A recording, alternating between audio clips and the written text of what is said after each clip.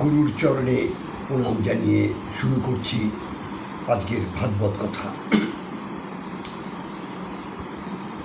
আমাদের এই যে চারটি যুগ, সত্য, ত্রেতা, দ্বাপর, কলি, এই চার যুগে আমাদের এই কলিযুগে যেমন হরিনাম শ্রেষ্ঠ বলা হয়েছে। আমি সত্যযুগের থেকে আসছি, তো সত্যযুগে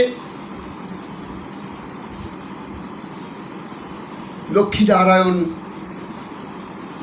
অবতার হয়েছিলেন। তো সত্যযুগে মানুষের হাজার হাজার বছর আয়ু ছিল। সেখানে তারা কী করতেন?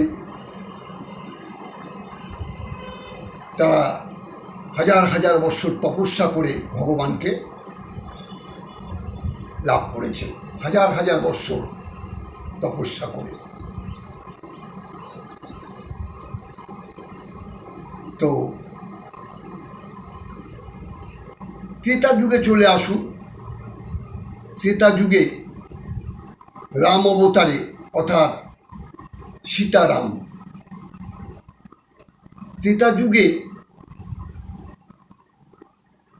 ছিল যাগযজ্ঞ, অশ্বমেধ যজ্ঞ, গোমেধ যজ্ঞ, বিবিধ প্রকারের যজ্ঞ, যাগযজ্ঞ ছিল ত্রেতা যুগে। সেখানেও মানুষের আয়ু হাজার হাজার বৎসর মানুষের আয়ু ছিল। চলে আসুন দ্বাপর যুগে। তো দ্বাপর যুগে সেখানেও মানুষের আয়ু হাজার হাজার বৎসর আয়ু ছিল। দ্বাপর যুগে ছিল পুজো, অর্থাৎ দেবদেবীর পুজো। তারপরে আসুন কলিযুগে। কলিযুগে মানুষের আয়ু স্বল্প আয়ু, 120 বৎসর আয়ু নিয়ে আমরা এসেছি। তো গড় আয়ু 60 বৎসর ধরে নিন, গড় আয়ু। কেউ 60, কেউ 70, কেউ 80, কেউ 90, 100 বৎসর খুব কমই বাঁচি আমরা।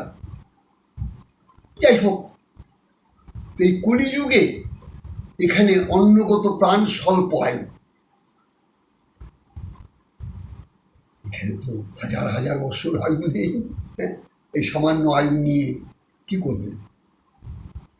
হাজার হাজার বৎসর তপস্যা করতে পারবেন? যাগযজ্ঞ সম্ভব? কোটি কোটি টাকা ব্যয় করে যাগযজ্ঞ, এটাও সম্ভব নয়।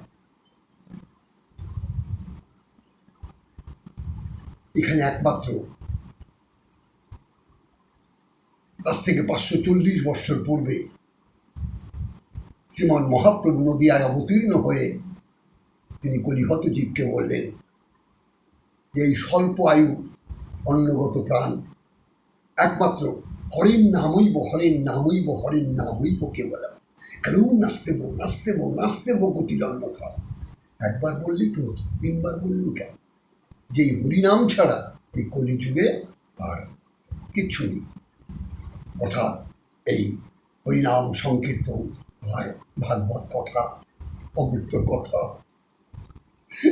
এটা যদি আমরা করতে পারি তাহলে আমাদের এই স্বল্প আয়ু থেকে আমরা আর কলি ধন্য করি। কলিকে বলা হয়েছে ধন্য কলি। তাই এই 4 যুগের শ্রেষ্ঠ হচ্ছে আমার এই নাম, হরিনাম।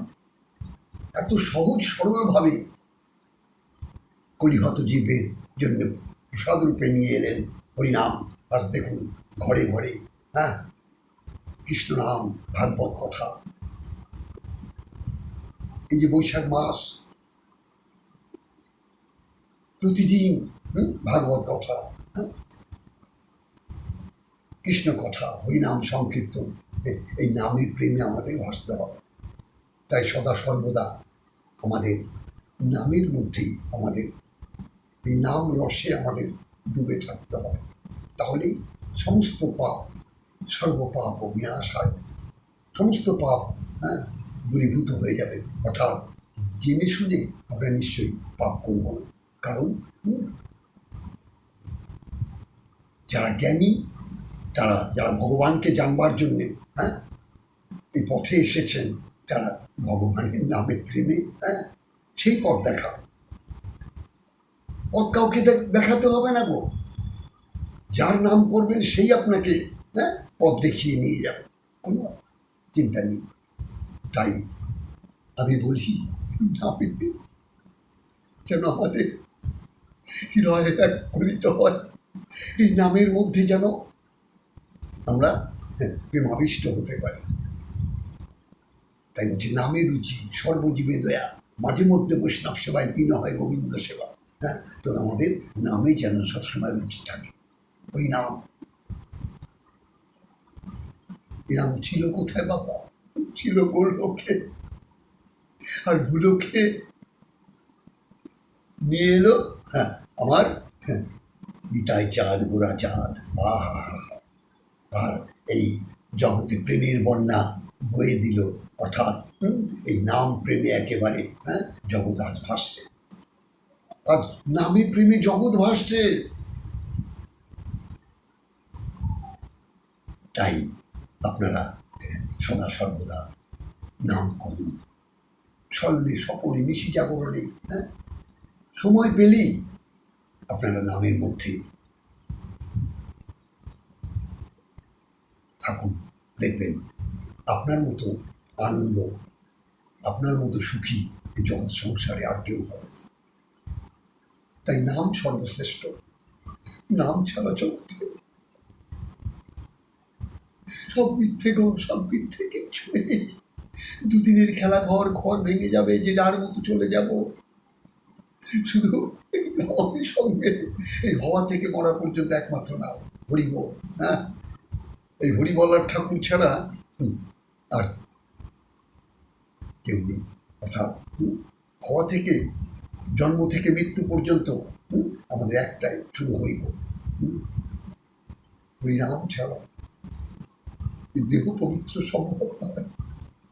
এই দেহটা পবিত্র হবে একমাত্র নামের গুণে। যাই হোক, আপনারা নাম করুন, নামে প্রেমে একেবারে মজে থাকুন, আর সকলকে প্রেম আলিঙ্গন দিয়ে ভালোবেসে আপন করে নিন।